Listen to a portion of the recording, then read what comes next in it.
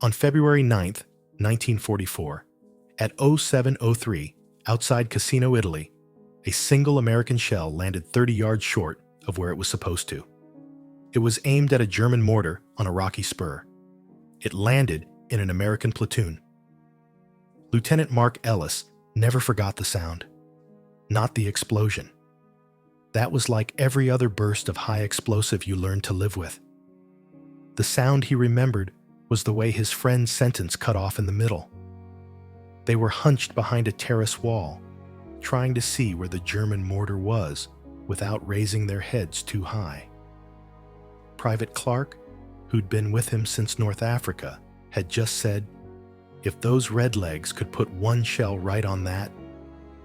The round, meant for the mortar, arrived before the word bastard.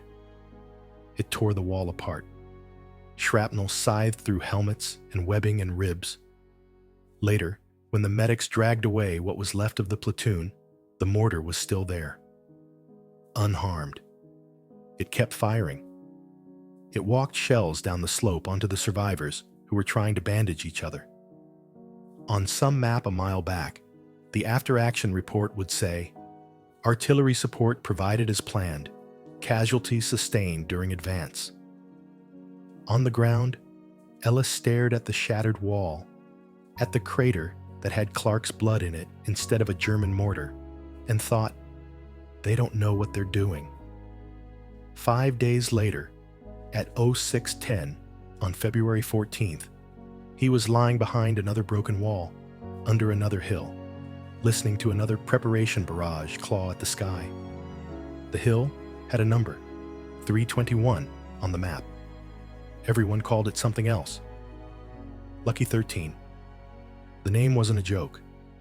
They called it Lucky because every time the entire weight of the divisional artillery came down on it, the German machine gun nests on its crest stayed exactly where they were. The ground changed. The men did. 13 didn't.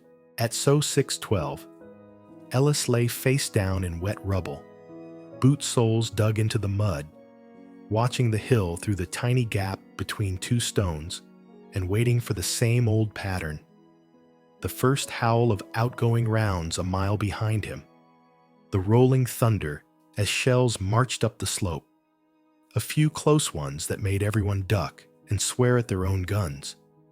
Then the barrage lifting, the whistles blowing, and the order to stand up and climb into whatever was left. They'd done it twice already. Twice the guns had prepped Lucky 13. Twice the Germans had popped up out of intact bunkers the second the shells stopped, like men emerging from a bad dream. Twice American infantry had walked into a wall of machine gun fire. Ellis still carried the letter he hadn't been able to write to Clark's mother. He listened to the early rounds go over and thought, with a cold, bitter clarity, this isn't support. This is noise. Captain Daniel Ross, somewhere between those guns and that hill, wasn't getting shot at. He almost wished he were. It would have been simpler. Instead, he was standing in a canvas tent full of damp maps, coffee that tasted like burned rope, and men pretending their pencils could change the war. He wore headphones. His hands hovered over a plotting board. His jaw ached from clenching. Battery A, fire for effect, the Fire Direction Center chief intoned.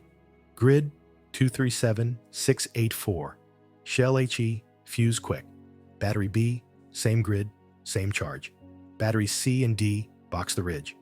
Pens scratched, rulers slid. Angles and numbers came out of mouths like a litany. Deflection, quadrant, charge, fuse. Outside, 16 guns pivoted and elevated, crews swinging breeches shut, hands on lanyards. Ross could feel it without seeing it. Steel leaving barrels at 1,500 feet per second, arcing toward a rectangle of paper someone had drawn around a hill and labeled target area. The rectangle was the problem. Nobody aimed at the gun. They aimed at the grid square. You didn't kill a machine gun nest. You engaged a ridgeline. You didn't smash the one mortar that was cracking men's skulls. You put down a barrage on the general slope it was probably on. If you fired enough, maybe you got lucky. If you were less lucky, like Ellis's platoon, you got Clark.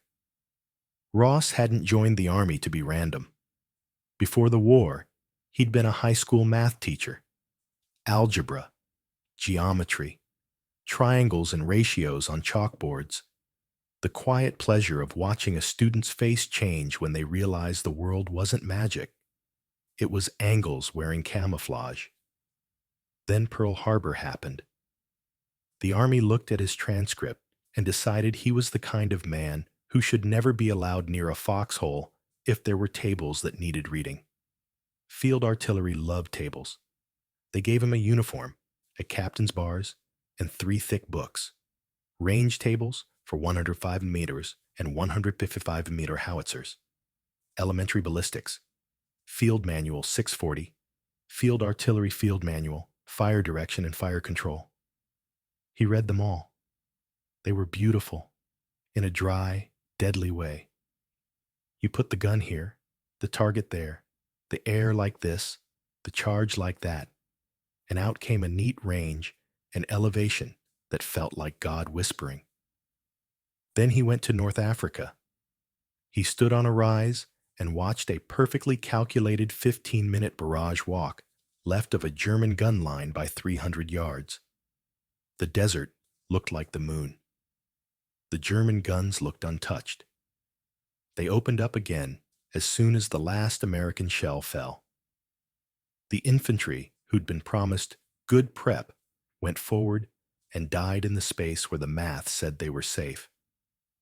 That night, in a tent that smelled of dust and sweat and stale coffee, Ross sat under a blackout lantern, opened the range table to the page they'd used, and muttered, "We can do better than this." By the time they reached Cassino, better had turned into a quiet obsession that filled the margins of his notebooks. The manuals asked, "What grid square do we want to punish? How many minutes do we want to fire? How many hundreds of rounds do we want to drop?" Ross's brain asked something else. Where exactly is the thing that is killing our guys? How do we get the minimum number of shells possible to land as close as possible to that thing in the shortest possible time? On paper, there was a name for that. Time on target. Staff college words. In theory, you could coordinate multiple batteries so that all their rounds arrived on the same target at the same instant, like one giant fist. In reality, everyone treated it like ballroom dancing in a trench. Pretty idea. Nobody had time. Artillery's real job, they thought, was preparation and harassment. You softened, you suppressed, you neutralized. Shells were cheap. Men. That was the part of the sentence Ross refused to finish the way the manuals did. The physics wasn't the problem. The bookkeeping was. Every battery had different guns, different wear on barrels, different lots of propellant, some hot, some weak, different elevation above sea level. On paper, you could look up a standard time of flight from each gun to a given range. But standard meant on a test range in Kansas, in peacetime, with new barrels, perfect powder, and no mountains.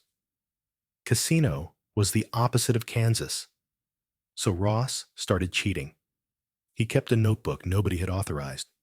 Every time they fired, he logged the target grid, range, and direction, shell, and charge, and, most important, the actual time between shot and splash, as called in by the forward observer. He did it obsessively. Battery A at 9,000 yards in this valley, 19.2 seconds, not 18.6. Battery B at 11,400, 23.1, not 21.9. He averaged. He corrected for the weird crosswinds that came off the river every afternoon. He cursed non-standard powders and tired rifling. Slowly, the notebook stopped being a mess of scribbles and started being something nobody else in the division had: a dirty, field-built set of real time-of-flight tables for these guns, in this place, under this sky. Then he traded coffee, cigarettes, and favors with the FDC of the neighboring battalion, and did the same for their guns. By February, he could answer a question in seconds that doctrine treated as a nice idea for lectures. If we want every gun from here to the horizon to land one shell on grid 237689 at exactly 06:17:30, when does each battery have to pull its lanyard? The only thing he didn't have was permission. The Fire Direction Center existed to make barrages look impressive on maps. When Hire asked for 15 minutes on this ridge, nobody wanted to hear a captain say, "Or we could fire one devastating time on target and save half the ammunition." Then Lucky 13 started appearing in casualty reports. It wasn't just a hill. It was an observation post, and a machine gun nest, and a mortar eye, and a smug hunk of rock the Germans had wired into the entire front. Every push stalled under its gaze. Every request from the infantry said the same thing in different words. They're up there. They're not dying. We are. Artillery answered with more of what artillery always answered with: volume. The hill shrugged it off. The letters home didn't. On the night of February 13th, Ross sat in the FDC while a staff colonel in a clean jacket tapped at the map. "Preparation fires from H-30 to H-hour," the colonel said, pencil stabbing at grid squares. "Rolling barrage along the ridge. Shift 50 yards every 2 minutes. Hit them everywhere. Don't give them a hole to hide in." Ross cleared his throat before he could stop himself. "Sir, with respect, Baker Company's FO has been calling in at least 2 machine gun positions on this slope for 3 days. Grid 237689 and 236686. They've survived every prep so far. We could shift a few missions to—" The colonel gave him the tired, polite look senior officers reserved for junior ones who didn't understand the big picture. "Captain Ross, we're not here to pamper one bunker," he said. "We're here to soften the entire objective. Area targets, depth, saturation." He drew big, satisfying rectangles in grease pencil. "Make it look like the end of the world up there." "Yes, sir," Ross said. He waited until the colonel left. Then he opened his notebook. In the margin, next to grid 237689, he wrote 3 words. "We hit this one." At 05:48, under Lucky 13, Lieutenant Ellis finally got a break in the net. Fire mission. This is Baker 1-3. Adjust fire. Over." In the FDC tent, an operator straightened, pencil ready. "Baker 1-3. This is Redleg. Send your mission. Over." Single machine gun nest. Grid 237689. Just below crest. North slope. Ellis said, voice tight but controlled. "They've got interlocking fire across the draw. We are pinned. I say again, pinned. Danger close. Over." Danger close was the phrase that made men in tents sit up. It meant friendly troops close enough that a bad calculation didn't just waste steel. It killed Clark. "Copy machine gun, grid 237689. Danger close," the operator repeated. Standard procedure said, "Give it to 1 battery. Fire 1 round. Listen for the FO saying over or short. Adjust. Fire again. Walk the shots in, 1 expensive guess at a time, while a German gunner kept sawing bullets across the slope." Ross's thumb rested on his notebook. He saw Ellis's grid. He saw the little red cross he'd drawn there, alone in a sea of big rectangles. He heard again, in his head, the cutoff of Clark's sentence. "Sir," the FDC chief said, "Battery C can take a quick mission while the others wait for the prep. I'll give them. No, Ross said. The word surprised even him with how flat it sounded. Heads turned. He flipped open his notebook. Battery A, 18.4 seconds to 237,689. Battery B, 21.7. C, 24.1. D, 19.9. 4 numbers, 4 clocks, 1 hill. Get all batteries on the net, he said. We're going to time on target that nest. The FDC chief blinked. Sir, we haven't rehearsed TOT for this, and with danger close, if we're off doing it the old way, Ellis's men die slowly, Ross said. If we're off doing it my way, they die quickly. I prefer the version where they don't die at all. He picked up the handset. His pulse thudded in his throat. His career, he realized distantly, was about to hang on some numbers he'd written in bad light over worse coffee. Batteries A, B, C, D. This is Red Leg Actual, he said, voice level. We are executing experimental time on target. I say again, time on target, single salvo each. Grid 237,689. Fixed machine gun nest. Danger close to friendly troops.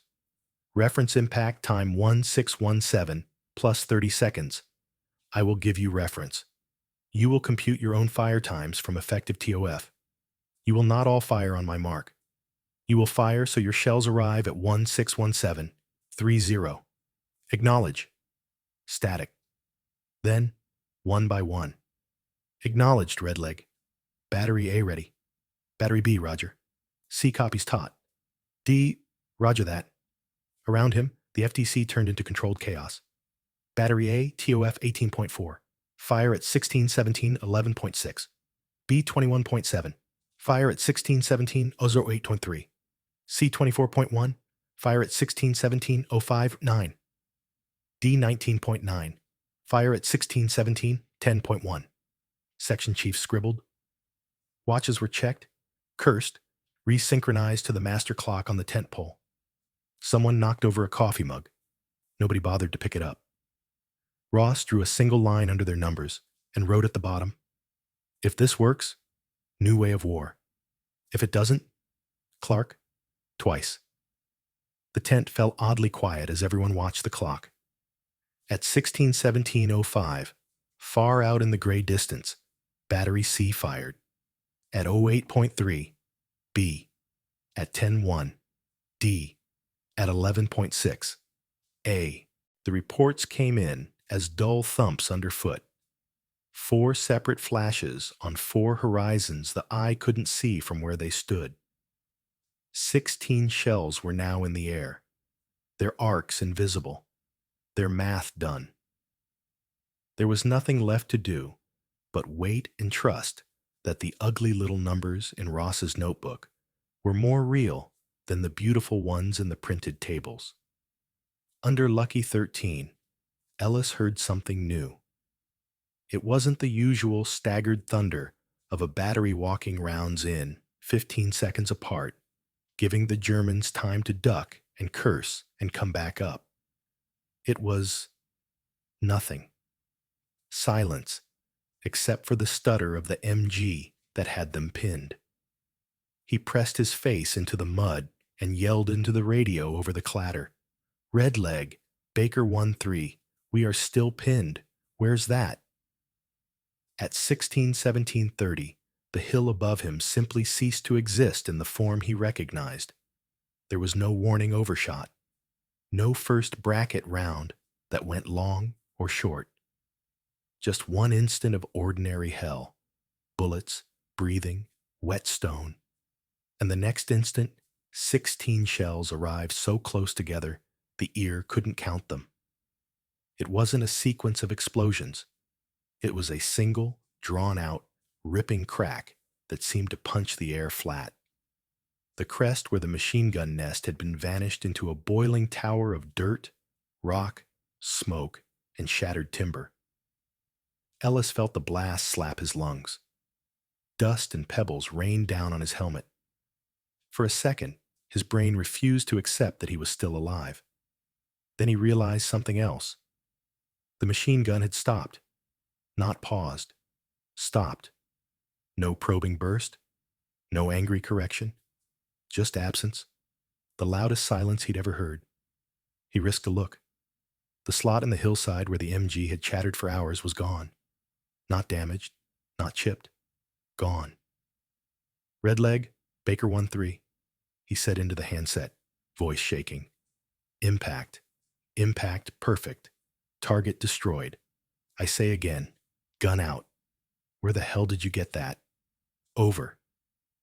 In the FDC, nobody cheered. Not yet. Ross wrote one line in his notebook. Tote trial. Number 1. 16 guns. 16 shells.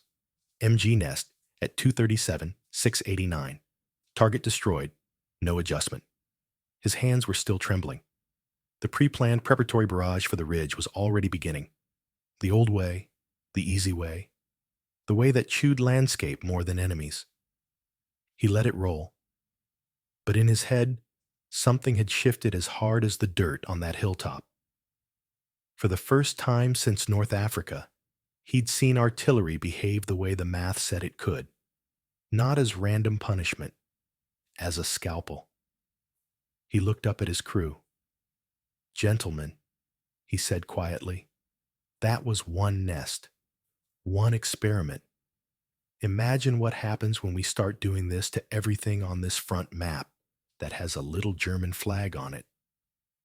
Nobody answered. They were all imagining it.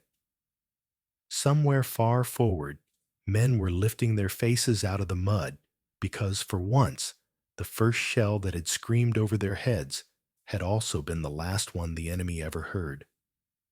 Back in the tent, under a sagging canvas roof, a math teacher in an army captain's uniform had just taken the first precise swing at the casualty graph. He hadn't moved it yet. The first time they tried it on purpose, not for one gun, but for a whole map, it stopped a counterattack cold in less than a minute. 3 nights after the machine gun nest on Lucky 13 vanished, Ross sat in the same sagging tent, staring at a new set of red marks on the Cassino map. They weren't rectangles this time. They were tiny crosses, each one sitting on a point some tired forward observer had called in over the last week. Mortar positions, machine gun pits, suspected observation posts, places the infantry had pointed at, again and again, and said into their radios, "They're right there." The staff colonel came in, rubbing his eyes. He looked older than he had 3 nights ago. "Division's expecting a counterpunch at first light," he said without preamble. "Corps Intel thinks the Germans are pulling together a battalion to push our boys back off the lower slopes. They've been moving at night, using those tree lines for cover." He stabbed at 3 symbols on the map with his pencil. Little German rectangles, drawn with too much confidence. "Line of departure around here," he said. "Mortars here and here. Likely MGs along this saddle. Same drill as usual. We'll wake them up with preparation, then shift fire behind them when they come forward." Ross heard the words, "same drill," and felt something in his chest tighten. "Sir," he said, "we know where their mortars are likely to set up. We know where those MGs have been. We can do more than wake them up. We can take their teeth before they bite." The colonel gave him a tired look. "This isn't the time for experiments, Captain." "That's exactly what this is the time for," Ross said, more sharply than he intended. Lucky 13 proved it. 1 salvo, 1 second, 1 nest gone. We've got the data now for all 4 battalions. Let me put it all down at once. The colonel opened his mouth, shut it, and instead said, "How many targets?" Ross's pencil moved. 1, 2, 5, 8. 12 priority points, he said. 3 mortar positions, 4 MGs, 3 observation posts, 2 road junctions they have to use. We don't have to hit every hole on that hillside. We just have to knock out the ones that let them see and coordinate. 12 targets, the colonel repeated. You're suggesting 12 separate TOTs? No, Ross said. I'm suggesting one tot with 12 faces. He flipped his notebook open. Pages full of cramped numbers, flight times, corrections, months of quiet disobedience. We assign each battery a cluster, he said. Each gun in that battery gets one shell, one target, one time. We use the effective TOF for each tube to work backward from the same impact second. At H-30 seconds, the hill is quiet. At H, every observation post, mortar, and MG in these circles is under a shell in the same heartbeat. And if your numbers are wrong? The colonel asked. Then we've just fired a very expensive, very loud diagram, Ross said. And those men up there die in the same old way. Sir, they're going to be under shell fire either way. The only question is whether it's the lazy kind or the kind that actually kills what's killing them. The colonel stared at the map, at the crosses, at the thin pencil ring Ross had drawn around a slice of hillside and labeled, very quietly, everything that matters. He tapped the eraser against the paper. How many rounds?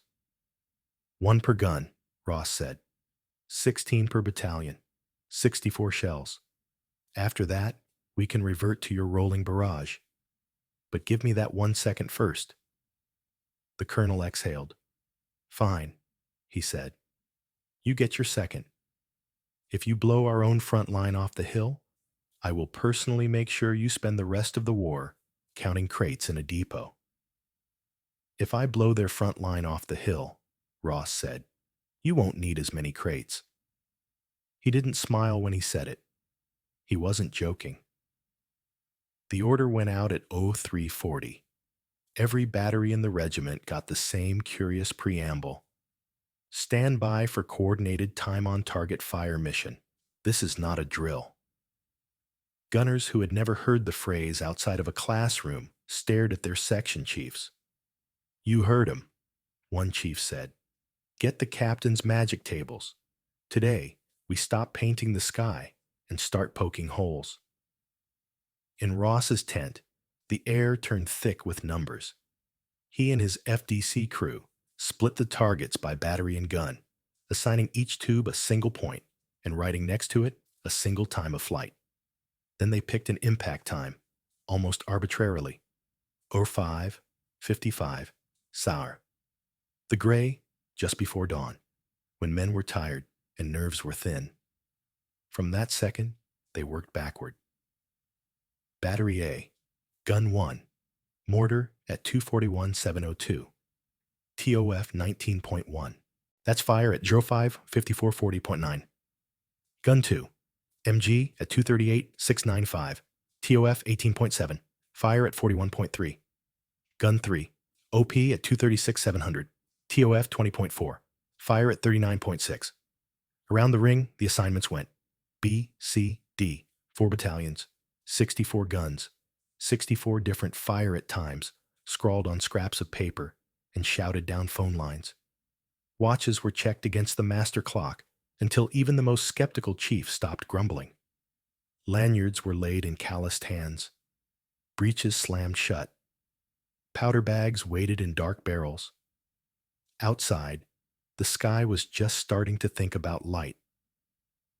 On the German side of the hill, Lieutenant Weber of the 15th Panzer Grenadiers yawned into the back of his hand and wondered, not for the first time, how many American shells it took to really kill a mountain. He'd learned the pattern, too. The first few ranging shots. Time to roll into the dugout and curse the fools for wasting ammunition. The heavier drumming as the real barrage came on, tearing up the surface, making noise, breaking your sleep, but not, if your engineers had done their job, your bones.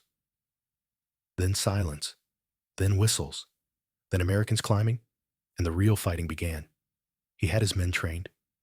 At the first distant howl, they ducked. At the last, they popped up, shook the dirt off, lined up their sights. This morning, at 05:54:30, the sky was quiet. At 05:54:40, it was still quiet.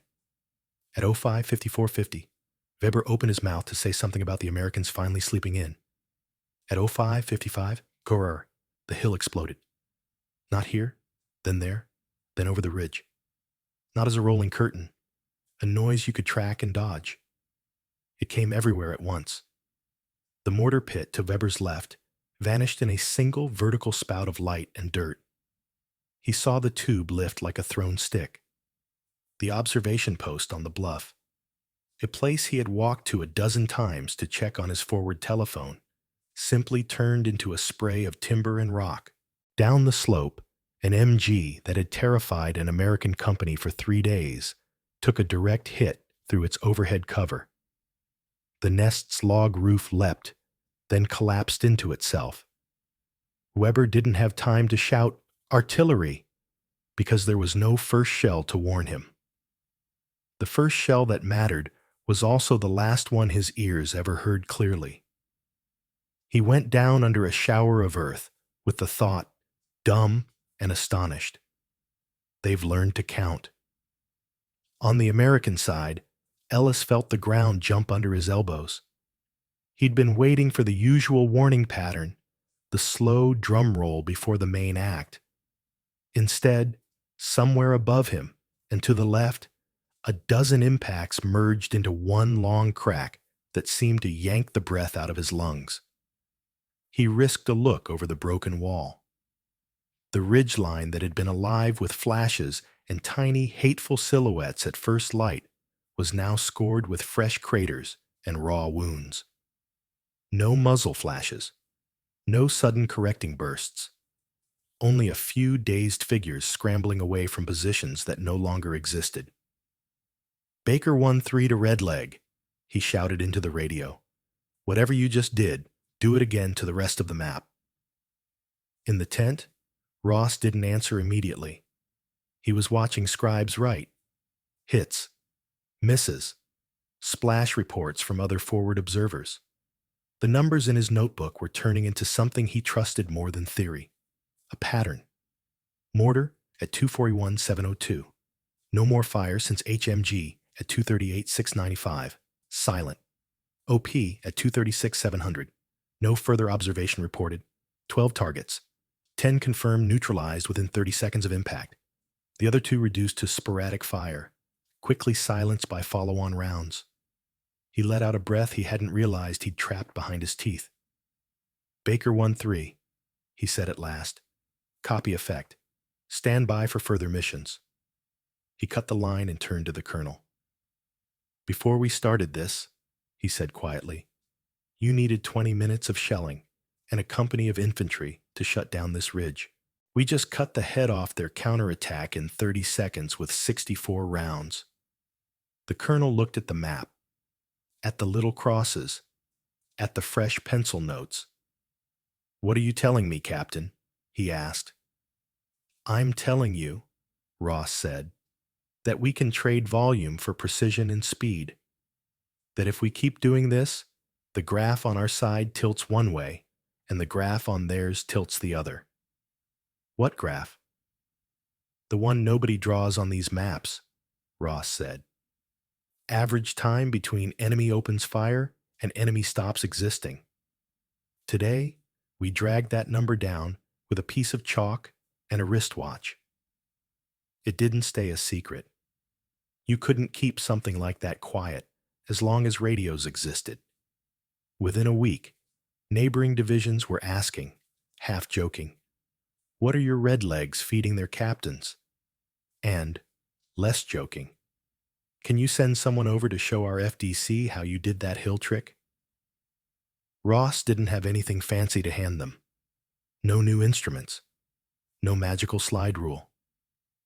He had his notebook, his effective time of flight tables, and one principle he repeated until it stuck. We stop thinking in grid squares. We start thinking in seconds. He drew it on a board for them, over and over. "Here's your target," he'd say. "Here's your H2nd. You work backward for each battery. I don't care if it looks chaotic at the firing line. What matters is that up there." He'd jab at a little cross on a sketch of a ridge. All the chaos collapses into a single instant. Some officers frowned and muttered about complexity. Some tried it once, botched the timing, and went back to rolling barrages. Others watched the reports come back from units that did it right. MG nests silenced without adjustment. Mortar pits erased before they could fire the second salvo. German commanders writing in captured diaries about American artillery that falls all at once, with no warning. In the German regimental war diary, opposite Cassino, an anonymous staff officer wrote, months later, "The enemy artillery has become unnervingly precise. There is no observable spotting fire. Positions which reveal themselves are often destroyed in a single minute by heavy concentrations from multiple batteries. Men are beginning to fear not the length of the barrages, but their suddenness." He did not know that the suddenness came from a math teacher's notebook and a handful of enlisted men who had learned to trust their watches. Not every time on target was perfect. Once, in March, a forward observer misread a map coordinate by 1 digit. 30 seconds of wrong assumptions turned a German machine gun pit into an empty patch of blown earth and dropped 1 shell too close to an American foxhole. 2 men died. The old way would have killed more, Ross told himself when he wrote the incident up. But that didn't make the letters home any easier. He tightened his procedures. No TOE-T on a coordinate that hadn't been confirmed twice. No firing danger close without at least 1 adjustment from a spotting round, unless the FO had eyes on a fixed, unmistakable feature. If he was going to drag the graph, he thought grimly, he would have to own every point on it, including the ones he hated. By April, the casualty reports began to change.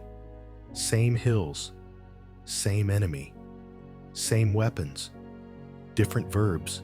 Instead of pinned by MG for 2 hours, patrols wrote, "Enemy gun silenced after first call to artillery." Instead of "took heavy losses crossing draw under mortar fire," company commanders wrote, "Mortar position destroyed by sudden concentrated fire. Advance resumed with light casualties." If you plotted it on paper, it would have looked like 2 lines crossing. For German small unit positions, average time from first shot to destruction trending down, month by month. For Ross's own infantry battalions, average casualties per attack on fortified slopes trending down too. Nobody in the FDC drew that chart. There wasn't time, and there were too many shells to move and too many grids to answer. But men felt it. They came back from attacks more often. They wrote fewer letters beginning with, "If you are reading this." In foxholes, men started saying things like, "If the red legs pick up, we've got a chance." They don't just make craters anymore. They make holes where Germans used to be. Years later, in a classroom with clean desks and a polished floor, someone would write "time on target" on a chalkboard and explain it in 3 smug sentences. A technique by which artillery from multiple batteries is fired so that all rounds arrive on the target simultaneously. Developed and refined during the Second World War. Greatly increased the effectiveness of preparatory and defensive fires. It would sound neat, bloodless, inevitable. The part they didn't put on the slide was the small man in a muddy tent who got tired of watching friendly names disappear under the words "fire support as planned," and decided, one cold February morning, to trust his own tables more than the books. He didn't invent physics. He didn't invent artillery. He just asked a different question. and was willing to gamble his career on the answer. If you had to dress it up for a video title years later, someone would probably call it something like How One Artillery Captain's Impossible Math Turned Random Shelling into Surgical Strikes. Daniel Ross would have hated the word impossible. To him, it had always just been numbers waiting for a watch and a reason.